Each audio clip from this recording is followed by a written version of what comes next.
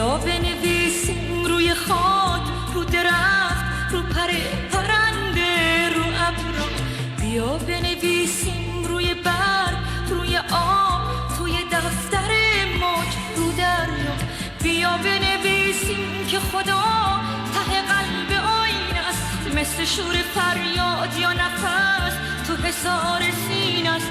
با همیشه موندن وقتی که هیچی موندنی نیست، اوج هر صدای عاشقه که شکستنی نیست. با صدا میام همه جا تو رو می نویسم، روی آینه گریه ها گونه های خیسم. ای که من اسم تو آسمون پاکه، ریشه صدا نبزش زیر پوست خاکه.